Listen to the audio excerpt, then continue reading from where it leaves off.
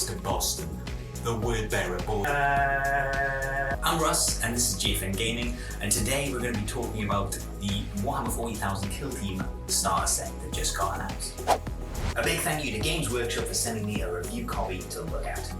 So, what do you get inside? I mean, the article's out there, you can check everything already, but let's briefly go through it. So you get two teams, you get the Plague Marines and the Angels of Death.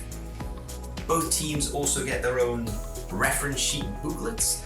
They've got the data slate cards in there, and they've got a little reference sheet for the main rules as well, so they're, quite nice. You get a kind of generic token for the new edition, also good. You also get some funky flat pack terrain, which is very sexy. Ooh la la. And you do get a board that is reversible, so you've got grey side, and then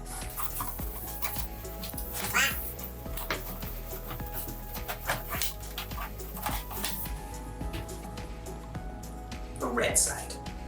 That's pretty much it. You do get a couple of other little trinkets, pieces of card in there, but check out the article, have a look at some other reviews showing exactly what's inside. That's not what we're looking at today, really.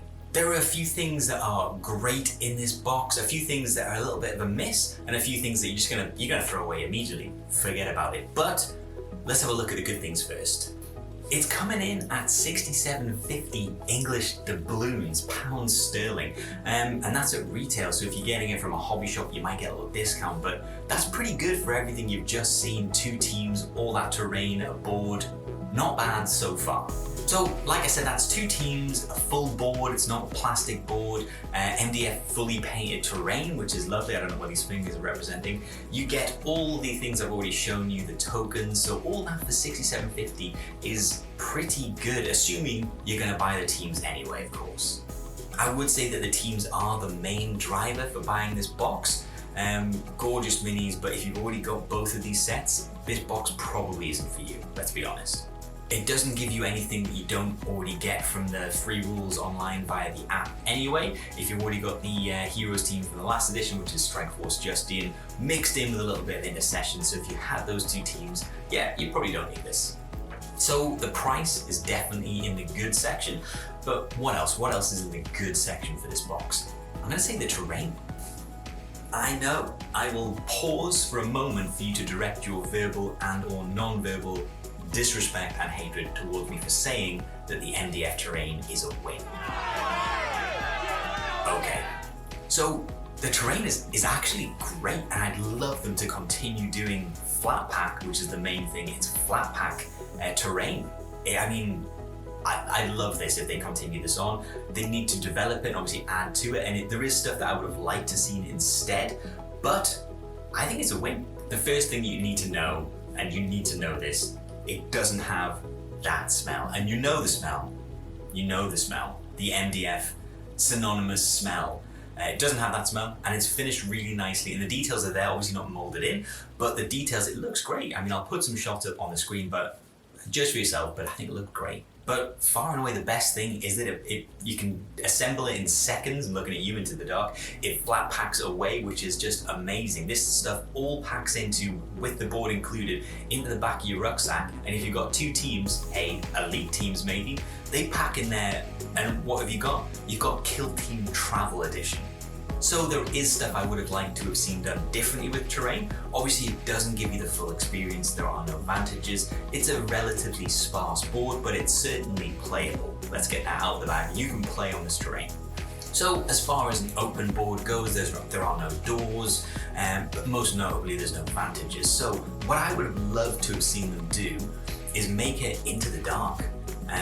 Kill two birds with one stone. Now obviously I don't know how they would do it, but if you've got four big wall sections and you've somehow managed to have in those slot-in doors that you can just pull out the top, I'm just kind of off the top of the old head, but two of those walls together cover the lengthways board, so you can have two lengthways kind of walls and then some scatter terrain, or have four separate walls blocking off different areas, maybe making two rooms. I don't know, but I would have liked to see them do that, because then you don't have to worry about the condensed rules, because Into the Dark doesn't have any vantage points. But with all that said, I really like this MDF terrain. You don't have to paint it, which is the biggest win ever, and the fact that it flat packs away, so you can go down to the local hobby shop or a mate's house with this travel edition, spot on. I would love to see some more of these. Another great thing in the win column by far is the board. The fact that it's a full board and not a paper board, I think we saw that in the previous starter edition. It was either thin card or paper, which it always breaks the immersion when there's a big crease in the middle of the kill zone. So the fact that that's a big board, full board, perfect. We have already touched on the minis. They are beautiful. You probably saw these when they first came out and lamented the fact that you couldn't get them anywhere.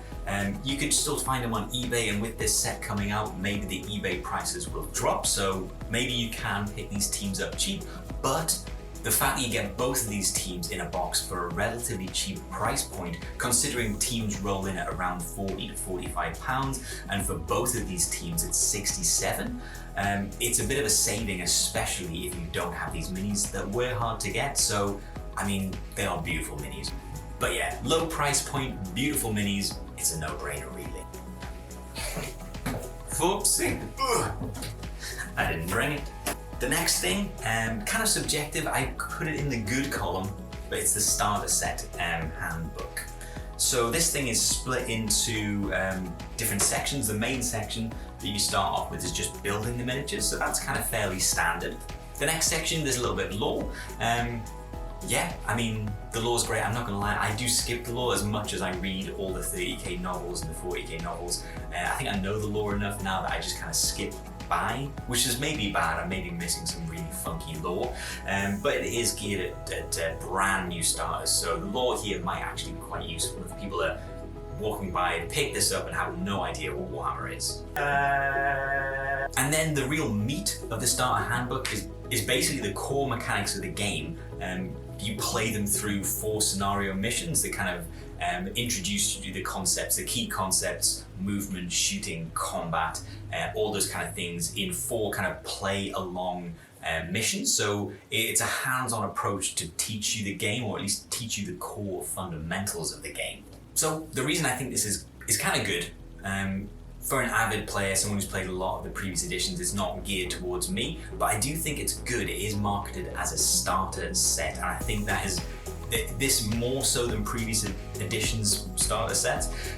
This really is a starter set. This really is you've never played a war game starter set. So it introduces you to the data slates, explaining what each of them, which is fine. Even someone coming into this edition from the old edition probably will want to look at that anyway, but it explains real fundamentals, and like I say, it's got a real hands-on approach, so you can play along learning in the game, because it recognizes that people can read it and learn it, but some people will like to be hands-on, and I find that's the best way to teach someone, is to play a game. So having someone play this on-rails experience is probably a really good way of getting the rules kind of lodged in there.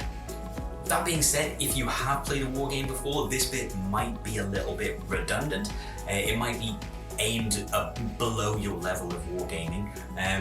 So you can probably, a cursory read through this is probably good enough for you, but it is a starter set. So the starter handbook, if you're not a brand new wargamer, I don't think it's for you. But I guess it's really subjective. If you're trying to teach someone, a younger relative, a friend that's never played a war game, and you don't know how to teach the game, this might actually be a really good way to introduce them and just be like, look, we're gonna play through this, it'll take us 30 minutes, obviously however long it takes you, but it's gonna take you 30 minutes to blitz through, and afterwards you'll have a really good understanding of the basics of the game. And I do appreciate that an unedited core rules book in this starter set might be intimidating. If someone saw core rules and starter handbook, they might skip one and just go straight to the core rules, become confused, and then just abandon the game, which you don't want because it's a great game. As mentioned already, you do also get 2 little handbooks for both teams. They are basically just booklets. If you've already played the game, you're not going to use these. These are just for the starter set missions, and they give you just enough to play and understand the rules without having to dip back in and look at other rules. It's all in one nice little place for each player. And now onto the bad, or the not so good, because I kind of understand why this one was done, but the omission of core rules does really limit the target audience for this starter set. And as mentioned before, I understand why a full core rule book for a new starter, brand new into the hobby, would be overwhelming. It would probably be off-putting, and they would never end up playing the game. And again, it's a real shame. It's a great game. You should play it. So easing them in, dipping, it like a warm bath. You dip your toe in, you're like, that's inviting. Plunge in, and then once they're in, neck deep, you can grab the core rulebook and the head and blah, blah, blah, blah, blah, until the bubbles of resistance have gone, and then they're playing the full game. I know you can get light rules, but if you've just played the starter set and then you move on to the light rules that the app give you, you're probably going to struggle a little bit. I think you probably still need the rule book, and indeed the starter handbook does say in the next steps section that you're going to want to pick up the core rules, because it is quite a leap up. And playing your first 10 or so games, trying to just use the light rules on the app, you're probably going to stumble a lot. So you will probably still need the core rule book just to get through those odd interactions where you really need to delve deep into the tomes of knowledge. But I think as long as you go in there knowing what you're getting, as a seasoned player, you're not buying it for any of the starter rule stats. You're not buying it for, well, I think you should be buying it for the terrain. The terrain's awesome, but you're probably buying it because you play elites, or you want to play elites because elites in this edition looking strong. Plague Marines are potentially a brand new team. They're going to be getting some brand new rules soon, and Angels of Death are great. So that's probably why you're buying it if you've already played Kill Team or involved in Kill Team already. And if it's never been something you've played before, you've never played any war games, it's a great set for you, to be fair. It's decent value. You get a board, you get some decent terrain that you don't have to faff, because it's removing barriers to you actually setting down and playing. You still have to paint the minis. That's the only thing that they haven't got yet, pre-painted minis. And you know what? Next starter set, G-dubs, Challenge Throne. Gauntlet so thrown, sir. And now, the ugly. It's this sheet. Throw it away. You don't need this sheet. This sheet has the wound counters that they expect you to cut out and then place on their data slates in this book. But as you can see, it's just an empty box. So you'll still have to count them every time. If they were segmented into like 14 or 12 wounds, how many wounds they've got, and you just filled it up and then you're like, they're dead. But you don't, you're just gonna throw it on, so throw it away. You don't, it's got some lovely artwork, maybe you keep it for that. It's a nice idea. Is it a nice idea? It's not really a nice idea. No, it's not a nice idea. Dice work better still. Just use dice.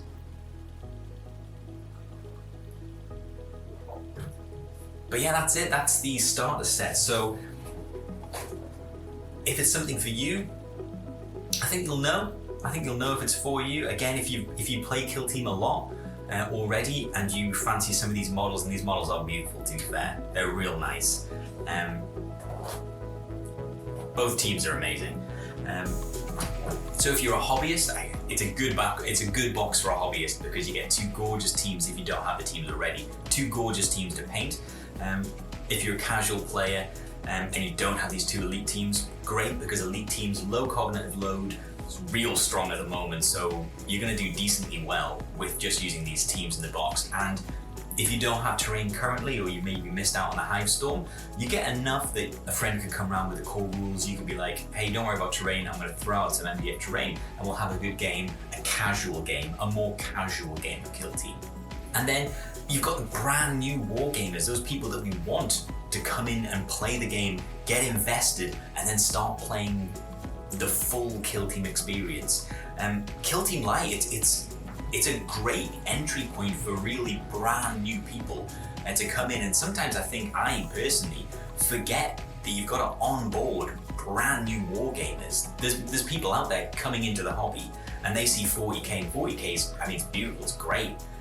But it is quite a while before you, from seeing it to playing it, there's quite a long way in between. And if you can be like, you know what, I've got a squad done, can I play with these at least? No. You know what, yeah, you can. You can't play full 40k, but you can play Kill Team, which is better. Like 1,000,000 times better. But whatever. Play this game instead. And hey, you know what? 2 teams for less than you would normally pay, and you can play with someone else, and you know what, better terrain. It's a real good jumping on point for someone who's never played yet and is looking to get into 40k. Yeah, so that's the starter set.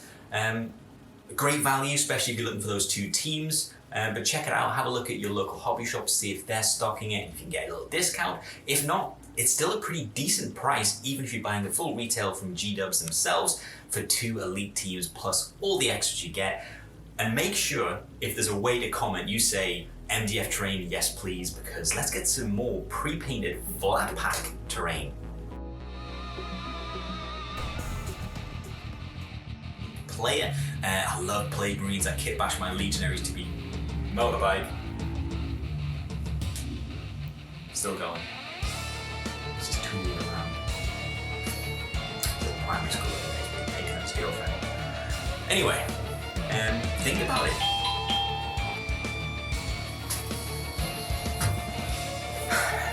It's for the neighbours.